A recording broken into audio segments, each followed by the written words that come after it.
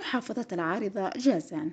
غموض اختفاء فتاة سعودية متزوجة ليكشف عن زواجها من مقيم يمني في محافظة أبو عريش وإقامتها معه.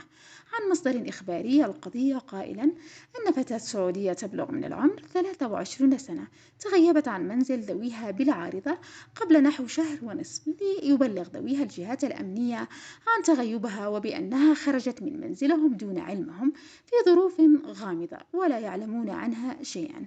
وبعد أيام من البحث والتحري اتصلت الفتاة بأسرتها من هاتف النقال، وسارعت فرق البحث والتحري بتتبع رقم الهاتف النقال الذي استخدمته الفتاة للاتصال بذويها، ليقبض لاحقا على صاحب الهاتف النقال الذي تبين أنه مقيم يمني ويسكن مع والدته بمحافظة أبو عريش.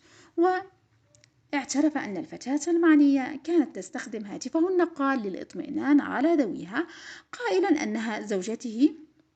وتوصلت الفرق الأمنية للفتاة مباشرة وفتح ملف تحقيق بالقضية لتتضح الأمور أن لها أبعادا أخرى. وأضاف ذات المصدر: كشفت التحقيقات على أن الفتاة كانت متزوجة بشخص سعودي آخر، وكان قد تزوجها قبل عام ونصف، وبعد مضي 6 أشهر من زواجهما سجنا على ضمة قضايا حقوقية بأحد سجون الرياض. وبعد انتهاء محكوميته وفي اليوم الذي خرج فيه من السجن رأت الفتاة الهرب من منزل ذويها التي كانت تقيم به فترة سجنه، وتابع بالفعل خططت ونسقت مع مقيم يمني يسكن أبو عريش، واستقلت مركبة أجرة قاصدة مقر إقامة المقيم اليمني. وبين المصدر أن الفتاة أرجعت في محضر التحقيق أن سبب هروبها من منزل ذويها هو مرورها بمشاكل أسرية فيها نوع من الإهانة والمعاملة السيئة، وعدم رغبتها في العيش مع زوجها السعودي، وجرى العقد عليها وأسكنها مع والدته التي أبلغها بأن الفتاة السعودية زوجته وسيسكنان معها. وأشار المصدر إلى أن الفتاة تزوجت باليمني بمحض إرادتها ووضع عقد نكاح شرعي بتاريخ 1/12/1434 هجرية، وتوجد صورة منه بملف القضية، وهي لا تزال متزوجة برجل سعودي.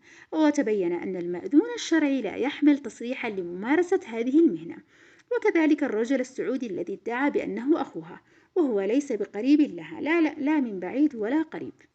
وأيضا الشاهدين على الزواج الباطل شرعا ونظاما، حيث قبض عليهم جميعا الاثنين الماضي، وجرى إيداعهم توقيف شرطة محافظة العارضة، فيما سجلت اعترافاتهم كاملة.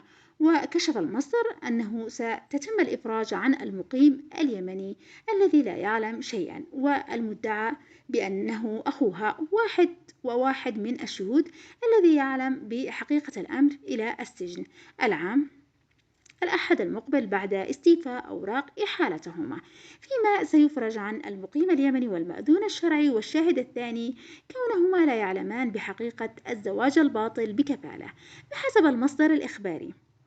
حدث في أخبار أخرى متعددة الطرف اليمني دائما الخطأ، كما حدث مع الشاب اليمني عرفات الذي دابت على اتهامه باختطاف فتاة سعودية، وقضايا أخرى متعددة. أما الفتاة السعودية المتغيبة فقد جرى إحالتها مع أوراق قضيتها الخاصة إلى مؤسسة رعاية الفتيات بأبها لاستكمالها الإجراءات النظامية والقانونية بحقها. عقاب اليوم حاولت أخذ تصريح رسمي للقضية من الناطق الإعلامي لشرطة العميد عوض القحطاني، لكنه اعتذر عن التصريح.